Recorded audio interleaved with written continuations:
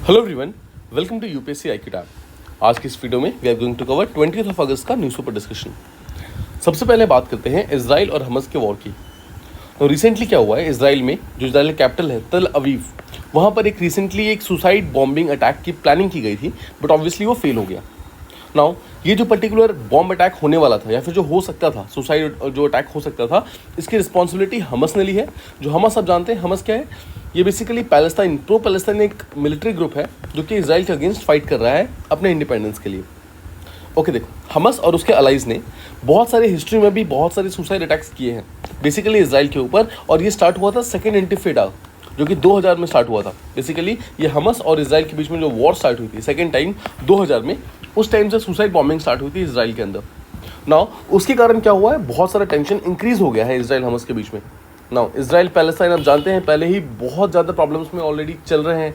Israel Hamas का war चल रहा है, पैलेस्टाइन ऑलरेडी बहुत ज़्यादा बैकफुट पर है इजराइल के कारण, एंड इजराइल एक्चुअली बैकफुट पे है पैलेस्टाइन के कारण। But despite all these things अभी जो हाइटन टेंशन है वो और ज़्यादा इंक्रीज होने के चांसेस लग रहे हैं। नाउ ये यहाँ पर बेसिकली एक टाइप का इंटेंशन था हमास का कि वो एक रिमाइंडर देना चाह रहा था इजराइल को कि अभी भी हमारा रेजिस्टेंस जो है आपके अगेंस्ट वो जारी है, और उसी चीज़ के अगेंस्ट में उन्होंने अटैक करने की सोची। बट द प्रॉब्लम इज इस यूएस और इस इजराइल और हमास के वॉर के बीच में जो मेन कैजुअलिटी हो रही है वो वहाँ पर बच्चों की हो रही है, वहाँ पर वो चिल्ड्रंस की हो रही है, सिविलियंस की हो रही है, राइट, वुमेंस की हो रही है। जो ऐसे लोग हैं जो इस पर्टिकुलर वॉर को नहीं चाहते हैं, एक्चुअली जो बलि का बकरा है वो उनको बनाया जा रहा है, स्केप गोट उनको बनाया जा रहा है। तो उम्मीद करता हूँ ये चीज़ आपको समझ आ गई। तो रिसेंटली जो यूएस के सेक्रेटरी ऑफ स्टेट है एंटनी ब्लिंकन, उन्होंने ये चीज़ अभी बोली है कि जो अभी राइट नाउ आप जानते होंगे इजराइल और हमास के बीच में एक सीज फायर अग्रीमेंट चल रहा है। ये जो सीज फायर अग्रीमेंट है ये हो सकता है कि आखिरी सीज फायर अग्रीमेंट हो, और इसके बाद बहुत अच्छी अपॉर्चुनिटी नहीं मिलेगी इजराइल और हमास को साथ में आके फिर से एक बार बातचीत करने के लिए, ऐसा कहना है यूएसए का। नाउ कतर के अंदर ये बातचीत हो रही है जहाँ पर यूएस, इजराइल और हमास तीनों साथ में बैठकर बातचीत कर रहे हैं और प्रॉब्लम को सॉल्व करने की कोशिश कर रहे हैं। बट यहाँ पर इजराइल रिपीटेडली ये डिमांड कर रहा है कि उनको एक तो लॉन्ग टर्म सीज फायर चाहिए, this is totally correct, but दूसरी तरफ वो चाहते हैं कि हमास को डिसआर्म कर दे और देन उसको आप पैलेस्टाइन से बाहर निकाल दे। नो यहीं पर ये सारी की सारी प्रॉब्लम आ गई है जिसको हमास ऑब्वियसली अग्री नहीं कर रहा है। इसके अलावा देखो कतर में तो ये पीस टॉक्स हो रहे हैं, इसके अलावा इजिप्ट का भी एक बहुत इंपॉर्टेंट रोल हो जाता है, बिकॉज अगर आप देखो दिस इज यहाँ पर पैलेस्टाइन और sorry this is Israel and this is Palestine. तो ये वाली जो कंट्री है दिस इज एक्चुअली इजिप्ट, ये इजिप्ट है। सो इजिप्ट का रोल भी यहाँ पर बहुत ज़्यादा इंपॉर्टेंट हो जाता है, बिकॉज वो गाजा का जो सदर्न बॉर्डर है, नीचे वाला बॉर्डर है, उसको वहाँ पर टच कर रहा है डायरेक्टली। तो अगर इजिप्ट भी यहाँ पर एक इंपॉर्टेंट रोल प्ले करे, ह्यूमैनिटेरियन असिस्टेंस वगैरह प्रोवाइड कराए गाजा में, तो ये भी एक बहुत बड़ा रोल प्ले कर सकता है। हमास की बात करें उसको 1987 में फॉर्म किया गया था फर्स्ट इंटिफेडा के दौरान, जब इजराइल और हमास के बीच में पहली वॉर स्टार्ट हुई थी, इजराइल पैलेस्टाइन के बीच में, राइट। उसके बाद से वो एक मिलिट्री ऑर्गेनाइजेशन भी है, वो एक पॉलिटिकल एंटिटी भी है, और गाजा स्ट्रिप को ओवरऑल गवर्न कर रहा है, यानी कि रूल कर रहा है, और इसका ओवरऑल जो एम है that is the destruction of Israel. ठीक है, इसी काम से बेसिकली हमास यहाँ पर आगे बढ़ रहा है। सो उम्मीद करता हूँ ये चीज़ आपको प्रॉपर्ली समझ आ गई है। Moving ahead, let's talk about the drug resistant TB. TB का मतलब होता है ट्यूबरकुलोसिस। ट्यूबरकुलोसिस बेसिकली एक ऐसी बैक्टीरिया है जो कि अपने आप को अलग अलग टाइप के जो हम मेडिसिन से इस्तेमाल करते हैं, एंटीबायोटिक इस्तेमाल करते हैं इनको ख़त्म करने के लिए, उससे अपने आप को ये मॉडिफाई कर लेते हैं, इवॉल्व कर लेते हैं।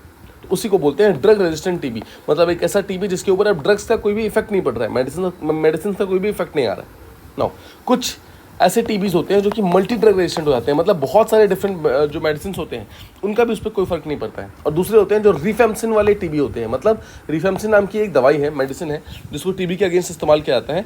तो रिफेम्सिन का इन पर्टिकुलर टीबी के बैक्टीरिया के ऊपर कोई भी असर नहीं पड़ता है। ठीक है, तो एक होता है रिफेम्सिन वाले टीबी और एक होता है मल्टी ड्रग रेजिस्टेंट टीबी। ये दोनों ही काफ़ी ज़्यादा प्रॉब्लम है और बहुत बड़े पब्लिक हेल्थ कंसर्न्स हैं, राइट। अब WHO ने बेसिकली एक न्यू यहाँ पर ट्रीटमेंट के बारे में बात की है और इंडिया उसको रिसेंटली इंप्लीमेंट करने के बारे में बात कर रहा है। जो नया ट्रीटमेंट है उसको BPALM कहते हैं, जहाँ पर B स्टैंड्स फॉर बीटाकोलिन, देन प्रिटोमोनाइड, लाइनोजॉइड और मॉक्सीफ्लोसिन।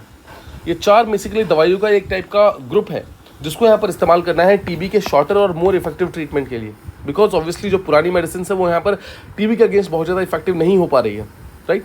नाउ देखो ये जो BPALM रेजिमेंट है, ये जो इसका जो इंट्रोडक्शन है उसके कारण जो ओवरऑल टीबी का सक्सेस रेट है, टीबी का ट्रीटमेंट का जो सक्सेस रेट है वो काफ़ी ज़्यादा इंक्रीज़ हो गया है। और उसके कारण पहले स्टार्टिंग में अगर आपको मालूम होगा तो 12 से 18 महीनों का, मतलब ऑलमोस्ट 1 से 1.5 साल का आपको कोर्स करना पड़ता था टीबी के लिए, वो वहाँ पर कहीं ना कहीं ख़त्म हो गया है, राइट। वो बहुत ही रिड्यूस होकर कुछ हफ्तों का रह गया है। ना स्टडीज़ ये भी दिखा रहे हैं कि जो न्यू मेडिसिन है ऑलमोस्ट 90% तक टीबी को क्योर करने में सक्सेसफुल है। तो वो भी एक बहुत अच्छी इंपॉर्टेंट चीज़ हो जाएगी। अगर हम किसी तरीके से टीबी को क्योर कर पाए तो इंडिया के लिए एक बहुत बड़ा बर्डन है, इसको हम धीरे धीरे सॉल्व कर सकते हैं। इंडिया ने एक प्लान लॉन्च किया है, India's national tuberculosis elimination programme, जिसके तहत तो चाहता है कि टीबी को एलिमिनेट करते 2025 तक। ठीक है, सो उम्मीद करता हूँ ये चीज़ आपको समझ आ गई। Let's talk about another news, जहाँ पर हम फॉस्टर केयर और अडॉप्शन के बीच में डिफरेंस समझते हैं। अडॉप्शन जो है वो एक लीगल प्रोसेस होता है जहाँ पर एक बच्चे को परमानेंटली एक फैमिली जो है वो उसको अडॉप्ट कर लेती है, मतलब उसकी फुल रिस्पॉन्सिबिलिटी ले लेती है, और वो बच्चा जो है वो उनकी फैमिली का फुल मेंबर बन जाता है। और धीरे धीरे जो चाइल्ड का लीगल स्टेटस है वो वहाँ पर उस पेरेंट्स के बायोलॉजिकल चाइल्ड की तरह हो जाता है। मतलब वो जो पर्टिकुलर बच्चा है वो सिर्फ और सिर्फ अपने मतलब जो अडॉप्टेड पेरेंट्स है, जिन पेरेंट्स ने उनको अडॉप्ट किया है, सिर्फ उनका एक फॉस्टर केयर चाइल्ड नहीं रहता है, रादर एक बायोलॉजिकल चाइल्ड की तरह उसको सारे के सारे राइट्स मिल जाते हैं। और फॉस्टर केयर का मतलब क्या है? फॉस्टर केयर बेसिकली एक टेम्पररी अरेंजमेंट है जहाँ पर लेट्स से कि अगर पेरेंट्स किसी कारण से अपने बच्चों का ध्यान नहीं रख पा रहे हैं, जैसे मान लो इलनेस है, मतलब उनकी तबीयत अच्छी नहीं है, डेथ हो गई है, या फिर किस तरीके से छोड़ दिया है उन्होंने अपने बच्चों को, उस केसेस में एक टेम्पररी अरेंजमेंट किया जा सकता है जहाँ पर किसी भी रिलेटिव्स के या फिर किसी और पर्सन के अंदर केयर के अंदर उस बच्चे को रखा जा सकता है। यहाँ पर जो बायोलॉजिकल पेरेंट्स हैं उनका कोई भी राइट्स टर्मिनेट नहीं होता है, और जो बच्चा है वो बेसिकली फॉस्टर केयर पेरेंट्स का बच्चा नहीं माना जाता है, वो अपने बायोलॉजिकल पेरेंट्स का ही बच्चा माना जाता है। ठीक है, आई होप आप ये चीज़ समझ गए। नाउ रिसेंटली जो women and child development ministry है उन्होंने मॉडल फॉस्टर केयर गाइडलाइंस को चेंजेस लाए हैं। उसमें कुछ उन्होंने बोला है कि अब से जो सिंगल इंडिविजुअल्स है, यहाँ तक कि जो अनमैरिड भी हैं, जिनकी शादी नहीं हुई है, राइट, अगर कोई विडोड है, मतलब अगर कोई ऐसी वुमेन है जिनका हस्बैंड नहीं है, या फिर कोई डिवोर्स्ड है, या फिर कोई लीगली सेपरेटेड है, और जिसकी एज 25 साल से 60 साल के बीच में है, तो वो भी चाहे तो चाइल्ड को फॉस्टर कर सकता है। राइट, स्टार्टिंग में क्या था, पहले जो गाइडलाइंस थी थोड़ी सी रिस्ट्रिक्टिव थी, जहाँ पर ये बोला गया था सिर्फ एक मैरिड कपल ही एक बच्चे को वो कर सकते हैं, मतलब फॉस्टर केयर प्रोवाइड कर सकते हैं। लेकिन अब बोला गया है कि एक सिंगल पर्सन भी प्रोवाइड कर सकता है, भले वो विडोड हो, भले वो सेपरेटेड हो, किसी भी तरीके से अगर पर्सन सिंगल भी हो तब भी वो कर सकता है। नाउ कुछ जो न्यू गाइडलाइंस है उसमें यही बोला गया है कि जो फॉस्टर पेरेंट्स हैं वो अगर चाहे तो 2 साल अपने बच्चे को 2 साल उस बच्चे को फॉस्टर केयर में रखने के बाद चाहे तो उसको अडॉप्ट भी कर सकते हैं, बट शर्त यह है कि वो बच्चा कम से कम 5 साल तक उनके पास रहा होना चाहिए। देखो, मान लेते हैं कि लेट्स से कि एक पेरेंट्स है, ठीक है, मदर एंड फादर, उनका एक सिंगल चाइल्ड है, ठीक है, और किसी तरीके से मदर फादर जो है उनकी डेथ हो जाती है लेट्स से, और वो अपने बच्चों का ध्यान नहीं रख पा रहे हैं, तो ये पर्टिकुलर बच्चे मान लेते हैं कि लेट्स से कि फादर मदर के, मतलब ये जो फादर है इनके भाई के पास जाते हैं, मतलब फादर्स ब्रदर के पास जाते हैं और इनके वाइफ के पास जाते हैं। सो मान लेते हैं कि पहले से ही ये स्टार्टिंग में ही ये सब साथ रहते थे, तो ये ऑलरेडी 5 साल से ज़्यादा ये फादर का ब्रदर जो है इस बच्चे के साथ रहा हुआ है, तो 2 साल फॉस्टर केयर रखने के बाद ये डायरेक्टली चाहे तो उसको अडॉप्ट भी कर सकता है। ठीक है, so this is what it wants to say. Age factor की बात भी बहुत इंपॉर्टेंट है। पहले बोला गया था कि सिर्फ 35 साल से कम के लोग जो हैं वही फॉस्टर केयर प्रोवाइड कर सकते हैं, बट अब बोला गया है 25 साल से 60 साल तक के लोग जो हैं वो फॉस्टर केयर प्रोवाइड कर सकते हैं। ठीक है, रजिस्ट्रेशन प्रोसेस की बात करें तो जो भी पर्सन फॉस्टर केयर में बच्चों को रखना चाहता है या फिर अडॉप्ट करना चाहता है उनको ऑनलाइन रजिस्टर करना पड़ेगा।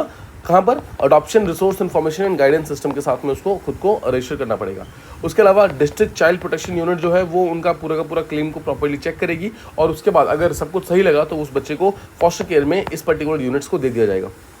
मार्च 2024 की बात करें तो ऑलमोस्ट 1600 बच्चे ऐसे थे जिनको अडॉप्शन अभी बाकी है, जिनको अडॉप्शन करने के लिए अभी तक कोई पेरेंट्स नहीं है, राइट, और अलग अलग तरीके के स्टेप्स लिए जा रहे हैं इनको जल्दी से जल्दी अडॉप्शन के केस से फिनिश करके किसी न किसी फैमिली को सौंप देने में।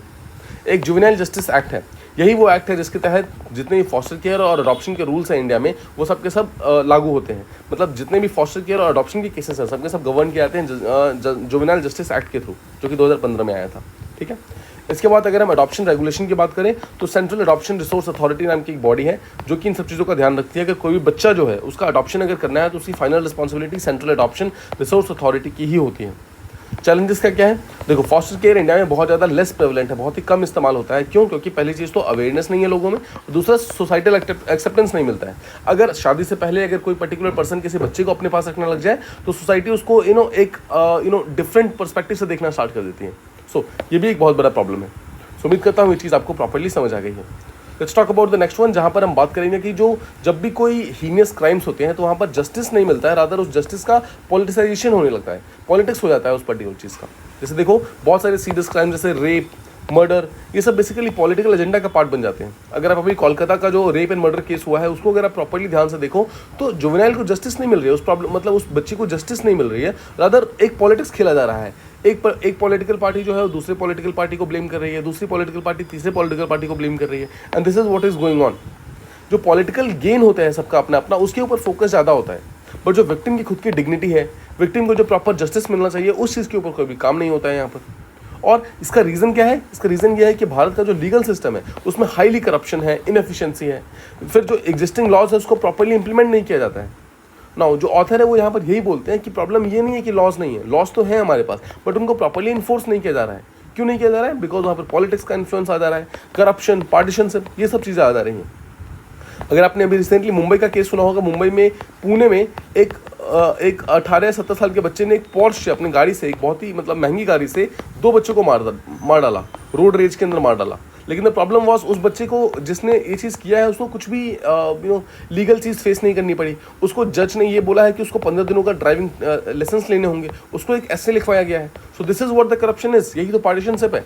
अगर यही कोई पुअर पर्सन होता और पुअर पर्सन ने अगर गलती से भी किसी एक पर्टिकुलर पर्सन के अगेंस्ट में कुछ भी कर दिया होता तो इस पर्टिकुलर पर्सन के अगेंस्ट ऐसे ऐसे चार्जेस लगाए जाते कि ये पर्सन जिंदगी भर जेल में रहता, राइट। बट वही है कि जहाँ पर रिच है, रिच के लिए एक डिफरेंट लॉज लगाए जा रहे हैं, पुअर्स के लिए एक डिफरेंट लॉज लगाए जा रहे हैं। This is what the problem is. अगर रिच और पुअर के बीच में अगर इक्वालिटी हम लेकर नहीं आएंगे then how can we expect कि इंडिया जो है आने वाले टाइम में एक इक्वल और बेसिकली पार्टीशनशिप वाला सोसाइटी बन पाएगा, right. This is what actually the problem is right now. अगर पब्लिक के आउटरीच की बात करें, पब्लिक का आउटरीच बहुत स्ट्रांग होता है ऐसे हीनस क्राइम्स के बाद में, और इसके कारण बहुत सारे प्रोटेस्ट वगैरह होते हैं, बहुत सारे डिमांड्स फॉर एक्शन होते हैं।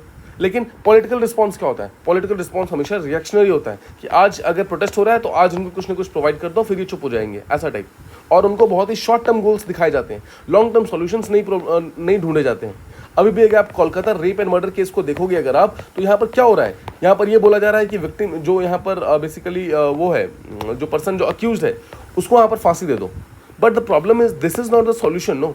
This is what is happening after the incident has happened. अब तो प्रॉब्लम हो चुकी है। उस बच्ची का क्या जिसने अपनी जिंदगी खोई है? उन माँ बाप का क्या?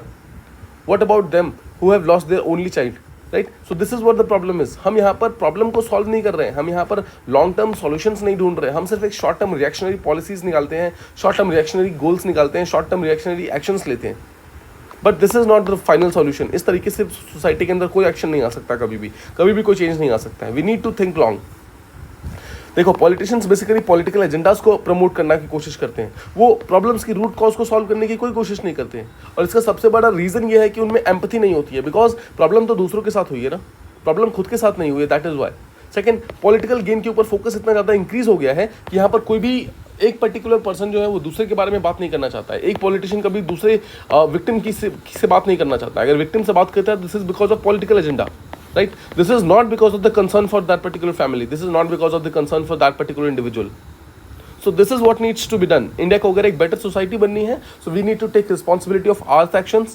We need to take responsibility of those who are in need. उनके actions की responsibility लेनी भी हमारी ज़रूरत है।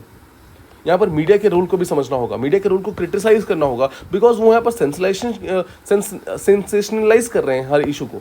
दे are not focusing on the facts. वो ये नहीं कोशिश कर रहे हैं कि प्रॉब्लम जल्दी जल्दी सॉल्व हो, वो ये नहीं कोशिश कर रहे हैं कि किस तरीके से हम विक्टिम को जस्टिस दिला सकते हैं। दे आर फोकसिंग कि कैसे अपनी टीआरपी को बेटर कर सकते हैं, कैसे इसको सेंसेशनलाइज और ज़्यादा बेटर तरीके से कर सकते हैं, राइट। सो उम्मीद करता हूँ ये चीज़ आपको प्रॉपर्ली समझ आ गई है and you have got some points as to how this particular problem can be solve. Now let's talk about India's nuclear doctrine. 1999 में, it was 17th of August, जब भारत ने अपना न्यूक्लियर डॉक्ट्रिन निकाला था और जिसके अंदर दो मेन वर्ड्स यूज़ किए गए थे। पहला वर्ड था क्रेडिबल मिनिमम डिटरेंस और second word was no first use policy. समझते हैं क्या मतलब है? नो फर्स्ट यूज़ पॉलिसी का मतलब है भारत ने बोला कि हम कभी भी न्यूक्लियर वेपन्स का पहला इस्तेमाल नहीं करेंगे, लेकिन अगर हम पर कोई इस्तेमाल करता है तो हम रिटेलिएट करने की सारे राइट्स रखते हैं और हमारा रिटेलिएशन फिर ऐसा होगा कि वो बहुत ही मैसिव होगा और फिर सामने वाला दोबारा उठ नहीं पाएगा, ठीक है। So this is no first use policy. Second comes credible minimum deterrence. इसका मतलब यह है कि हमारे पास जो न्यूक्लियर वेपन्स है सिर्फ उतना ही वेपन्स है जिससे हम सामने वाले को थोड़ा सा डेटर कर सकें, मतलब उनको रोक सकें हमारे ऊपर अटैक करने से। हमारे यहाँ पर कोई एम नहीं है कि हम इतना न्यूक्लियर वेपन रख लें कि हमारे कारण आर्म्स रेस स्टार्ट हो जाए, बहुत ज़्यादा बिल्डअप स्टार्ट हो जाए, हम ऐसा नहीं चाहते। और एक न्यूक्लियर रिटेलिएशन की बात अगर करें तो वही वाली बात है कि हम पहले अटैक नहीं करेंगे, बट अगर हम पर कोई अटैक करता है तो हम चुप नहीं बैठेंगे, हमारा रिटेलिएशन इतना स्ट्रांग होगा कि सामने वाले का जो सारे का सारा न्यूक्लियर आर्सेनल है उसको हम डैमेज करने की कोशिश करेंगे। सो this is what it is. Regionally अगर आप देखें तो पाकिस्तान भी एक न्यूक्लियर कंट्री है और वो हमेशा इंडिया के अगेंस्ट यही टैक्टिकल न्यूक्लियर वेपन्स की बात करता रहता है। So this is not very good science for India. China की अगर बात करें तो चाइना ने लगातार अपने न्यूक्लियर कैपेबिलिटीज़ को बहुत ज़्यादा एक्सपेंड कर लिया है। वो right now one of the fastest growing nuclear powers में से एक है, राइट। वंस अगेन ये एक इंडिया के लिए सिक्योरिटी कंसर्न्स है। नाउ भारत का जो न्यूक्लियर डॉक्ट्रिन है इसकी रेलिवेंस चेक करते हैं। 25 साल पहले जो न्यूक्लियर डॉक्ट्रिन बना था क्या वो आज भी रेलिवेंट है? The answer is yes. पहली चीज़ तो डेटरेंस स्टेबिलिटी देखो डेटरेंस तो आज भी कहीं ना कहीं मिलता है। हमारे आसपास में पाकिस्तान है, चाइना है, दोनों ही न्यूक्लियर केपेबल स्टेट्स हैं। तो अगर हम खुद को न्यूक्लियर केपेबल नहीं रखेंगे तो obviously they will try to push us, वो हमें कहीं ना कहीं हराने की कोशिश करेंगे। सेकंड आती है स्ट्रेटजिक ऑटोनॉमी। हमारा न्यूक्लियर डॉक्ट्रिन ये बताता है कि हम किसी और के दबाव में आकर कुछ नहीं कर रहे हैं, रादर ये हमारी खुद की नेशनल सिक्योरिटी की नीड्स है और इसीलिए हम यहाँ पर बेसिकली कहीं ना कहीं न्यूक्लियर पावर को बढ़ाने की कोशिश कर रहे हैं। अब हम बात करें चैलेंजेस और डिबेट्स की, तो देखो क्या डेटरेंस यहाँ पर होना चाहिए? समझो पाकिस्तान और चाइना का लगातार जो एक्सपेंशन हो रहा है उसके कारण एक चीज़ तो देखने वाली बात यह है कि इंडिया का जो डेटरेंस पावर है वो कहीं ना कहीं रिड्यूस हो गया है। बिकॉज अगर हमारे पास 100 न्यूक्लियर वेपन्स है तो चाइना के पास अभी राइट नाउ 600 न्यूक्लियर वेपन्स है। सो हम यहाँ पर उसको डेटर नहीं कर पा रहे हैं, हमारे पास तो बहुत कम यहाँ पर पावर रह गई है। Second, modernisation. ये कह रहा है कि भारत को लगातार अपने न्यूक्लियर वेपन्स को मॉडर्नाइज करने की जरूरत है। सो दैट हमें देखो अगर हम सेकंड स्ट्राइक कर रहे हैं तो हमें इतना पावरफुल स्ट्राइक करना है कि सामने वाला पूरी तरीके से डिस्ट्रॉय हो सके। This is what is important. और तीसरा है डॉक्ट्रिनल रिगर, जहाँ पर एक तरफ हम नो फर्स्ट यूज पॉलिसी के बारे में बात कर रहे हैं बट लगातार पाकिस्तान और चाइना का जो लगातार डेटरेंस क्रिएट हो रहा है उसके कारण भारत को ये चीज़ सोचना होगा क्या हमें nuclear no first use policy को यहाँ पर रखना है। ऐसा ना हो कि हम यहाँ पर वेट करते रह जाए और सामने वाला हमारे ऊपर अटैक कर दे, right. So this is what it is. उम्मीद करता हूँ आपको आज के सारे इंपॉर्टेंट आर्टिकल समझ आ गए होंगे। अगर आपको कहीं पर भी कोई भी डाउट है तो आप उसे कमेंट बॉक्सेस में मेंशन कर सकते हैं, मैं उसे जल्दी से जल्दी रिप्लाई करने की पूरी कोशिश करूँगा। अपार्ट फ्रॉम दैट अगर आपको ये वीडियो पसंद आई हो तो आप इस वीडियो को लाइक करें, अपने फ्रेंड्स एंड कलीग के साथ शेयर करें एंड चैनल को सब्सक्राइब करें। Thank you so much for listening. Stay tuned for the next video.